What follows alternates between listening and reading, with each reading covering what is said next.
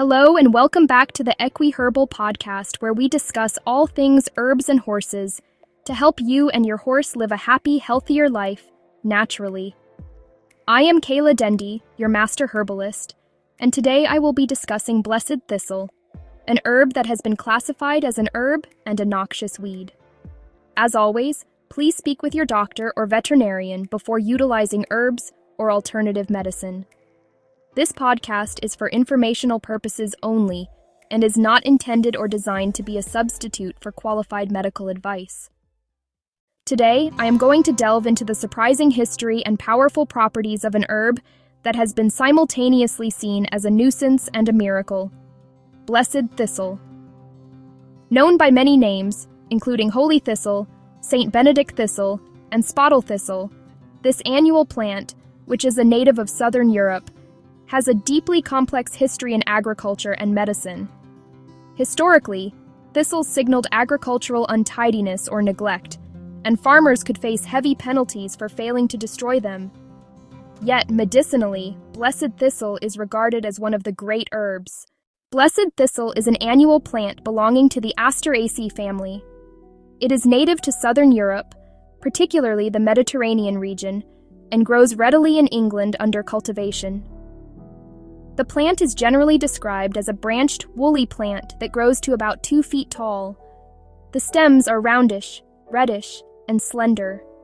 They are very much branched and are sometimes so delicate that they are scarcely able to keep themselves upright under the weight of the leaves and flower heads. The entire plant is covered in a thin, woolly down. As its name suggests, the plant is visually prickly, a key feature that contrasts with its blessed medicinal reputation. The leaves are long and narrow. They are amplexicol, meaning they clasp the dull green stem. The leaves are deeply lobed and feature prominent pale veins. The leaf margins are wavy and possess irregular teeth ending in spines. The flowers further reinforce its appearance as a thistle. The flowers are yellow or pale yellow and are gathered in green, prickly terminal heads. The involucre, which is the covering of the flower head, has close-pressed, leathery scales. Crucially, each of these scales extends into a long, hard, spiny appendage, often appearing as a long brown thistle. For medicinal use, the whole herb is utilized. The plant is collected on a dry day, ideally around noon after the dew has dried, just as it begins to break into flower, which typically occurs from June through August. When dried, the foliage retains a strongly bitter taste. When we talk about using Blessed Thistle as a medicine, we are primarily referring to the aerial parts of the plant. The principal medicinal ingredients are found in the whole herb. More specifically, this means harvesting the leaves and the flowering tops. These are also referred to as the upper part of the above-ground shoots. Once collected, the plant is prepared in various ways depending on the desired usage. The most common and best way to utilize the dried herb is as a tea, also called an infusion. When taken warm, the tea is effective as a diaphoretic, meaning it produces sweating, which is essential for breaking colds, fevers, and cleansing the body of toxins. It is also the most famous preparation for its use as a galactagogue, scarcely ever failing to procure a proper supply of milk for nursing mothers. When the tea is left to cool, it works well as a tonic. Cold infusions, or cold teas, are particularly valuable for aiding digestion, relieving indigestion, and creating appetite. The herb can also be made into an extract, concentrate, or tincture, as it readily yields its properties to alcohol. Historically, other forms were prescribed and still hold value today. The dried leaves may be made into a powder, which was considered good for treating worms. The juice of the plant was recommended to be taken every day or applied outwardly to the body as a tonic. Beyond internal consumption, specific parts of the plant were applied externally, often for serious conditions. The powdered leaves were sprinkled, and the distilled water of the herb was used to wash areas affected by severe conditions like cancer sores. Ointments were historically made using bruised Blessed Thistle leaves, combined with wine, lard, and flour to treat ulcers and cancers. Even the green leaf could be eaten for breakfast with bread and butter, similar to watercress. While the herb and flowering tops dominate medicinal use, The roots and seeds have specific applications. The root can be cooked as a vegetable. Additionally, in laboratory settings, the effect of the powdered root was investigated and confirmed to be effective in promoting the healing rate of experimentally induced wounds in rats. The seeds yield a good oil when pressed, and were historically employed as an emmenagogue. The history of the blessed thistle is full of fascinating paradoxes, as it was simultaneously feared as a noxious weed and revered as a miracle cure. To truly understand the history of blessed thistle, we must start with its identity crises. Historically, in agriculture, the thistle was the recognized sign of untidiness and neglect. Thistles symbolized part of the primeval curse placed on the earth, where the soil would bring forth thorns and thistles. In England, farmers faced stringent regulations. There used to be an English law imposing heavy penalties on farmers who failed to destroy thistles on their land within 14 days. Government inspectors were even appointed to enforce this law. Yet, medicinally, blessed thistle was considered one of the great herbs. This high regard for its curative powers is where its blessed or holy reputation stems from.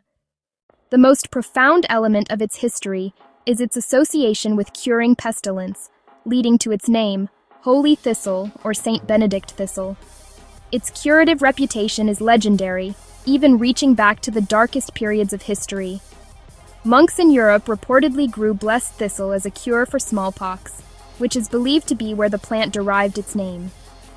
According to a popular legend, Emperor Charlemagne found his army threatened by an epidemic of the bubonic plague. An angel supposedly instructed him to shoot an arrow, which would land on a plant that could cure the disease.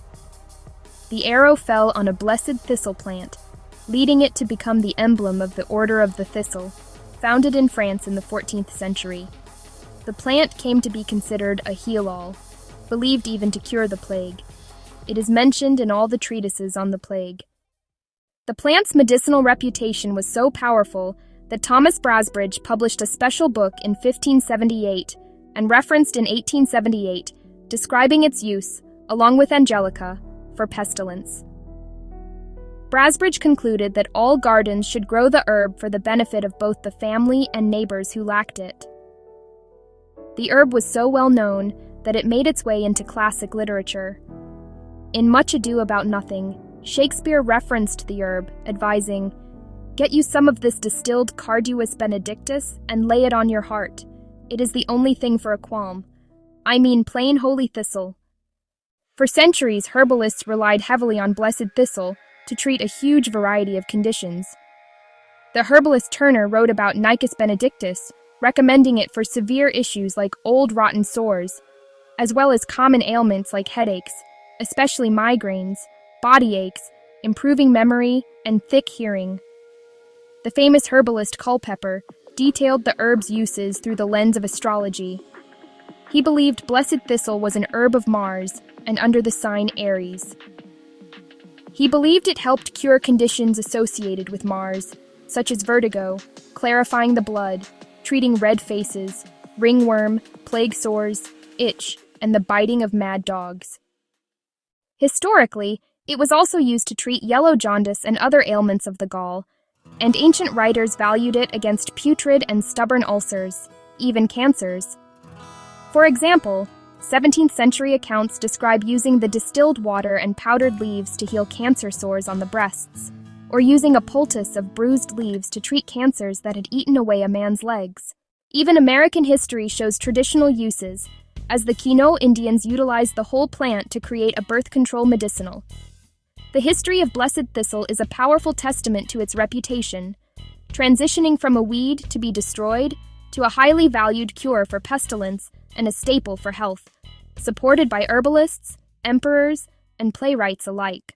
The current medicinal applications are wide-ranging, combining centuries of traditional knowledge with exciting new avenues of scientific investigation. While the herb has been historically used for everything from treating yellow jaundice and old rotten sores to acting as a worming agent, its most common use today is as a galactagogue. The warm infusion scarcely ever fails to help procure a proper supply of milk for nursing mothers, even in cases where the supply had previously been lost or insufficient. American herbalist David Christopher tells a story where his father, John Raymond Christopher, a master herbalist and founder of the School of Natural Healing in Utah, was approached by a woman who was adopting a baby and desperately wanted to breastfeed the child. He instructed her to take blessed thistle. After doing so, the new mother was able to successfully breastfeed her adopted baby.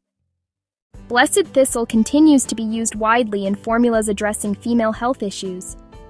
It acts as a female hormone balancer and contains estrogen that the body may utilize. It is also useful for headaches associated with menopausal problems. Blessed thistle, especially when combined with ginger in a warm infusion, brings quick relief for menstrual pain. It helps with cramps and traditionally addresses menstrual irregularities.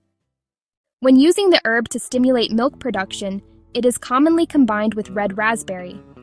The preparation for the use as a milk stimulant must be taken as a warm tea to be most beneficial. Tablets and powders do not have the same effect. The plant has a long history as a tonic, and its bitter components make it highly effective for the digestive system. When prepared as a cold infusion, it works well as a tonic, primarily for creating appetite and relieving indigestion. It has been used both traditionally and currently for digestive disorders, including dyspepsia, lack of appetite, anorexia, bloating, and diarrhea.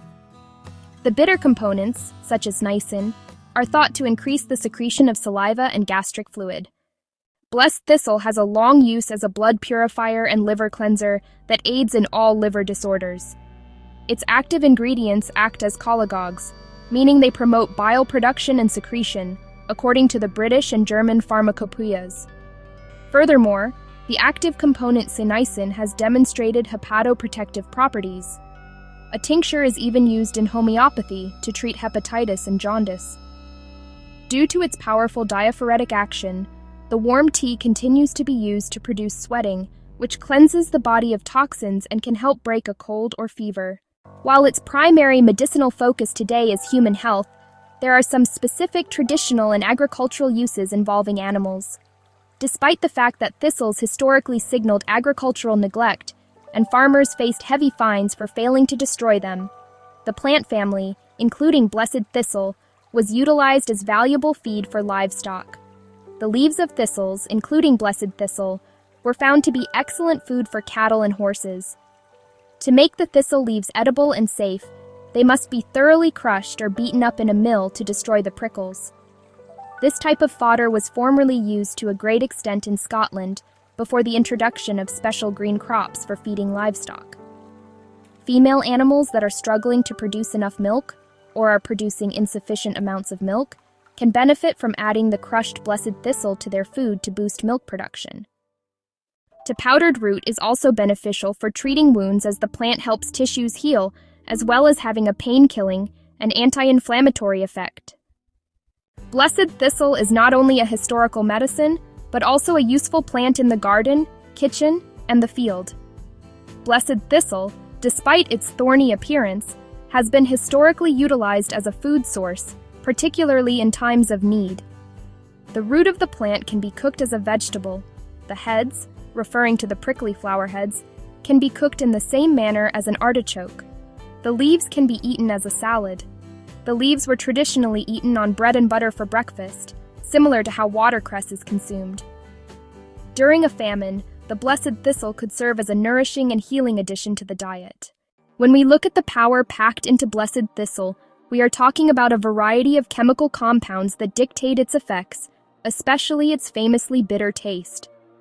The most important component in blessed thistle is a compound called Cnicin. Cnicin is regarded by scientists as the active constituent of the plant.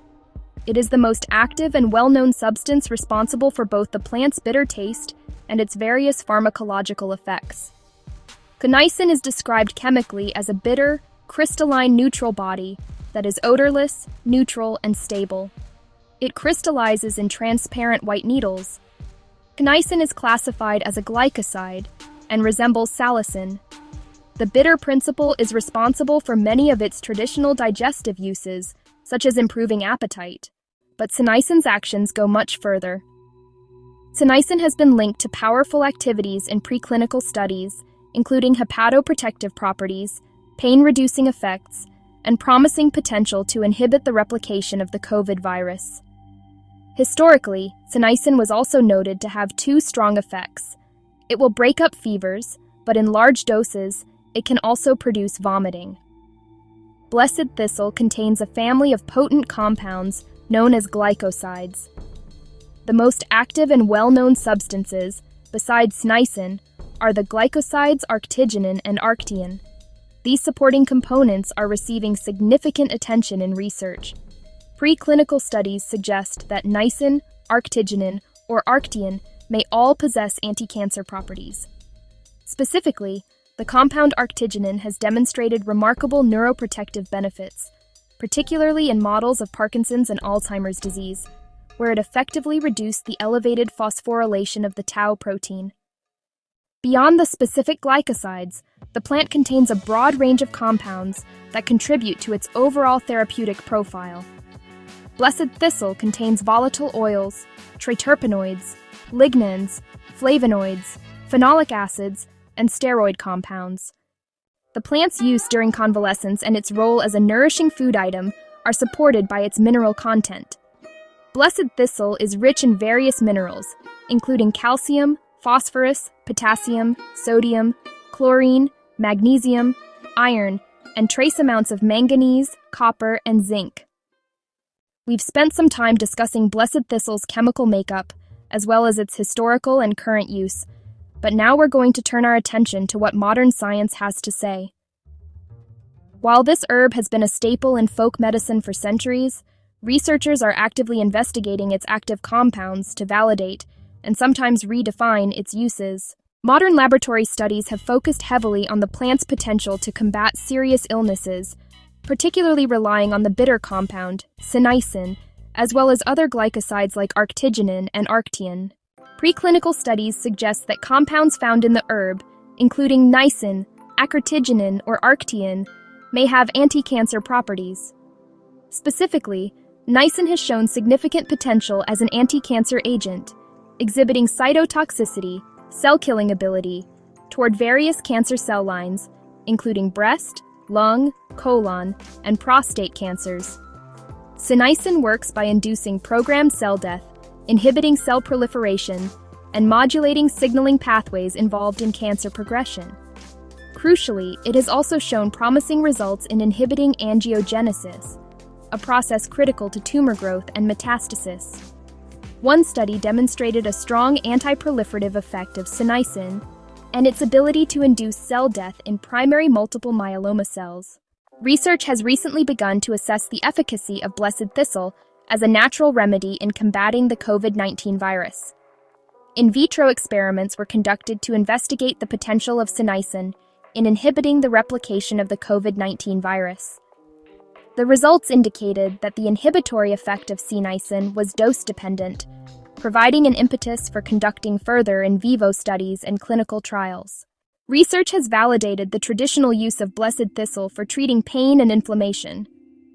Studies conducted on animals indicate that the active ingredients of the herb possess anti-inflammatory and associated pain-relieving properties.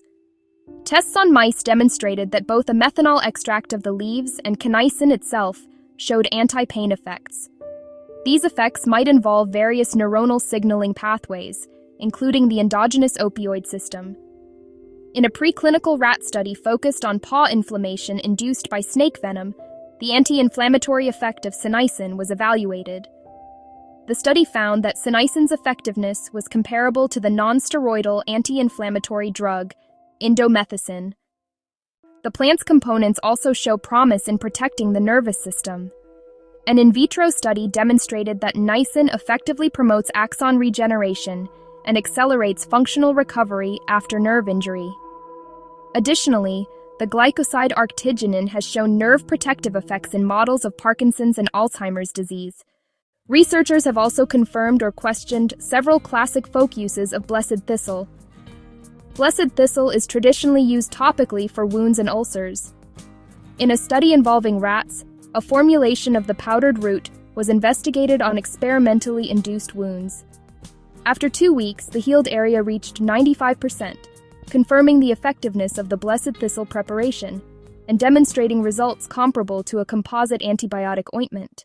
One of the plant's active components, Cnicin, has demonstrated liver protective properties, suggesting it is potentially valuable in the management of liver diseases, lending scientific support to its traditional use as a liver cleanser. Blessed thistle is traditionally used to aid in digestion. While scientific validation is limited, it is thought to stimulate saliva and gastric fluid production. The Committee on Herbal Medicine Products of the European Medicines Agency recommends its products traditionally for temporary loss of appetite and for the symptomatic relief of dyspepsia and mild spasmodic disorders of the gastrointestinal tract. Laboratory studies suggest that using preparations containing blessed thistle may increase the risk of bleeding when combined with anticoagulant medications such as warfarin or antiplatelet drugs. While the research is promising, it is important to remember that data on its toxicity is limited. The published data so far suggest a low toxicity, provided that proper dosages, based on traditional medicine practices, are observed. However, consuming large quantities, more than 5 grams per cup, may lead to gastric irritation, nausea, vomiting, colic, diarrhea, and hypertension. Also, those sensitive to the Asteraceae family may experience allergic reactions. After exploring its contradictory nature, its legendary history, and its fascinating chemistry, we can conclude that blessed thistle, known variously as holy thistle, Saint Benedict thistle, or spottle thistle, remains one of the great herbs. This annual plant of the Asteraceae family has always lived a dual life, feared as a symbol of untidiness and neglect in agriculture, where farmers could face heavy fines for not destroying it, yet revered in medicine as a heal-all. Its historical reputation is immense, rooted in association with curing pestilence, believed to have cured smallpox, and famously linked to the legend of Emperor Charlemagne finding a cure for the bubonic plague. This high regard led figures like Thomas Brasbridge to advise that all gardens should grow the herb for the benefit of family and neighbors. Today, its primary therapeutic action is as a powerful galactagogue, or a substance that stimulates and increases lactation in women. However, it continues to serve as an important tonic, stimulant, and diaphoretic. Taken cold, it aids in digestion and helps create appetite. While taken warm, it produces sweating to cleanse the body of toxins and help break colds and fevers. Furthermore, its use as a female hormone balancer and effective painkiller for menstrual pain remains widespread. Its medicinal actions are powered by compounds like the bitter principle, Cnicin, a neutral crystalline body. Modern research continues to validate traditional uses, showing that blessed thistle possesses liver protective properties for liver health, anti-inflammatory and pain-reducing effects, and confirmed efficacy in wound healing in animal models. Excitingly, studies also suggest that Cnicin has the potential for anti-cancer and even antiviral activity against the COVID-19 virus. Whether you see it as a nuisance weed, a medieval miracle cure, or somewhere in between, the blessed thistle, with its rich history and powerful chemistry, remains a prominent and versatile herb in both the garden and apothecary. Thank you for joining me for today's discussion on blessed thistle. Next week, I will discuss blue cohosh. I hope you take time to tune in next week for that discussion. As always, this podcast is for educational purposes only. The information contained in this podcast is not intended or designed to treat, cure, or prevent any illness or disease. This podcast is not designed as a substitute for advice from your medical provider, veterinarian, or other qualified healthcare professional.